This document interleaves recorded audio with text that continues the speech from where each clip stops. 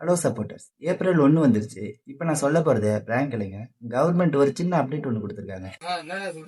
அது என்ன அப்படிங்கிறத இந்த வீடியோல பார்க்கலாம். 2026ல இன்கம் டாக்ஸ் சேஞ்ச் நடந்திருக்கு. இதெல்லாம் நம்புற மாதிரியாங்க இருக்குது. டாக்ஸ் இன்க்ரீஸ் ஆச்சா இல்ல ஜஸ்ட் நேம் மட்டும் தான் சேஞ்ச் ஆயிருக்கா அப்படிங்கிற உங்க கன்ஃபியூஷனை நான் கிளியர் பண்றேன். ஆளை பார்த்தா டம்மி பீஸா இருக்க, பயங்கரமான ஆளா இருக்கேடா. அதாவது என்ன நடந்திருக்குன்னா, ஓல்டு ரூல்ஸுக்கு பை பை சொல்லிட்டு நியூ ரூல்ஸ் வந்திருக்கு. பயப்படுறியா குமார்? ஆனா பயப்படலாம் வேண்டாம். டாக்ஸ் ரேட்டு இன்க்ரீஸ் பண்ணல, சேம் ஸ்லாப் தான் கண்டினியூ ஆகிட்டு இருக்கு. ஸோ சேலரி போயிருமோன்னு பயப்படவும் தேவையில்ல. அப்போ என்னதான் சேஞ்ச் நடந்திருக்குன்னு சீக்கிரம் சொல்லு அப்படின்னு நீங்க சொல்றது எனக்கு கேட்டுச்சு. கன்ஃபார்மா சொல்றேன். ரூல்ஸ் டைட்டன் பண்ணியிருக்காங்க. ஹெச்ஆர்ஏ பெர்க்ஸ் எல்லாமே அப்டேட் பண்ணியிருக்காங்க. கம்பெனி பெனிஃபிட்ல கொஞ்சம் ட்விஸ்ட் வச்சுட்டாங்க.